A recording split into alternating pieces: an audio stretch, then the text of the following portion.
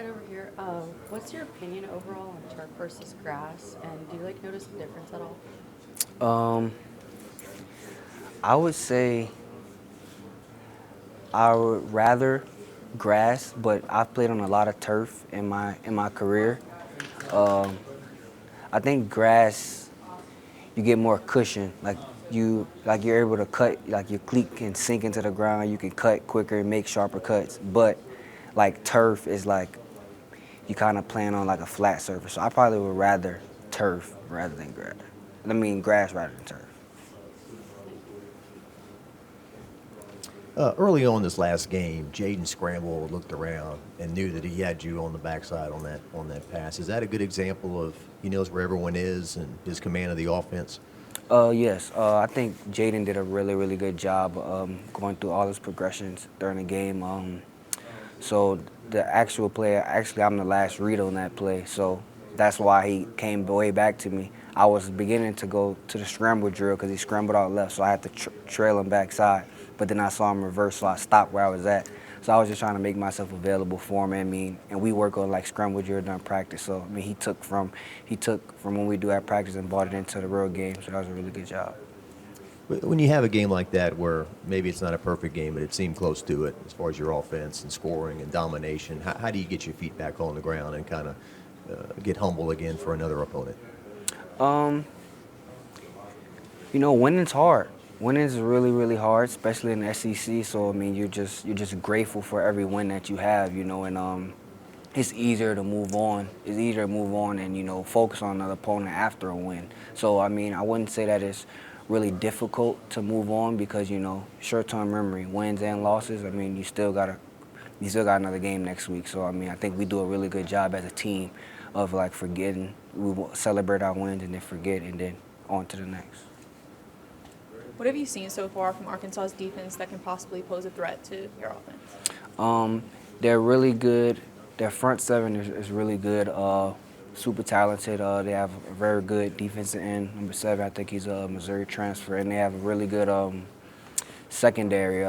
They play a lot of man, so I mean, we're going to use that to our advantage. We're going to use the skill set that we have in our receiving room, and I mean, they're going to challenge us. I mean, we're going to embrace the challenge, and I mean, the O-line knows that their front seven is really good, and they're taking that personal and with a chip on their shoulder. And I think everybody, wants to go out there and prove a point.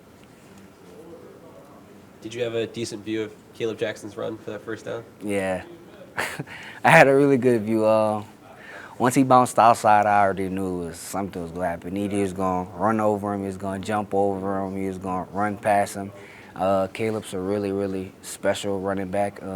He still, make like freshman mistakes and stuff like that. But I mean, I'm taking him under my wing and teaching him and showing him everything I know, so he could be the best that he can be.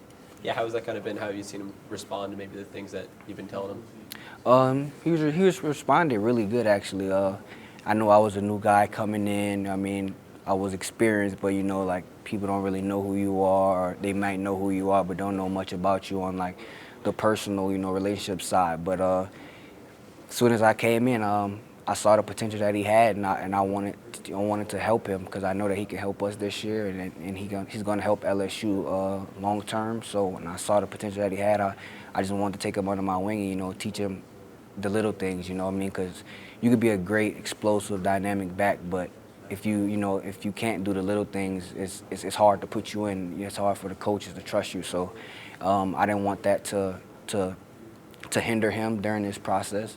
So I mean, I'm doing everything that I can to teach him everything that I know and everything that I learned here and from where I was previously. And he's done a really good job of retaining the information. I like your point about, you're a new guy here too. Mm-hmm. How have you kind of felt like you've introduced LSU fans to your style as a running back and what you can bring to this team? I mean, at the end of the day, I felt like I came in and I was myself, I know my strengths and, I'm aware of my weaknesses and I go out and I work on them every single day. And I feel like the guys embraced me and, I mean, they welcomed me for who I was. And, I mean, that just made me even want to elevate and, be even better, So I feel like at the end of the day, I just came in and I was myself at the end of the day, and I feel like that's been helping me, you know, sticking to who I was and, you know, not trying to vendor off or, you know, try new things. I just being myself and just expanding on the things that I'm really good at. Two more for Logan. Coach was talking about Caleb and learning how to pass block. Is that one of the harder things you think when you're a freshman in college? And because in high school you're just getting the ball and running with it, you're probably not blocking a whole lot, right?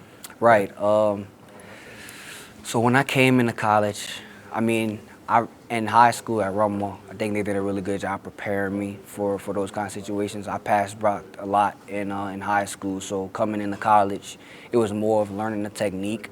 But kind of from Caleb's standpoint, he came from a different program to where he was just getting the ball and, you know, just having to run, not having to block much. So he kind of was a step behind. But I mean, every day he's working on, he's asking me questions, trying to get better at it. He wants to be a perfectionist, and he's gonna be really good at it. What's it like being in a competitive position group? Do you feel like you guys kind of feed off of each other in these moments? Of course, yeah. I mean, football is a competitive game at the end of the day. So, having, you know, a variety of running backs in that room, and not just a variety, but really talented running backs in that room, you have to be on your A game every single day, you know, because, I mean, nothing is given, especially at LSU. Everything's earned. So, I'll say that it's really competitive in that room, but at the end of the day, we're brothers. I mean, we all love each other, we all support each other, and that's kind of how it was where I came from. So I tried to bring that here, you know, and go the extra mile, showing love, you know, trying to make sure to know that at the end of the day, we competing for the same job, but at the end of the day, you know, I still love you as my brother, you know. Thanks, Logan. Got it.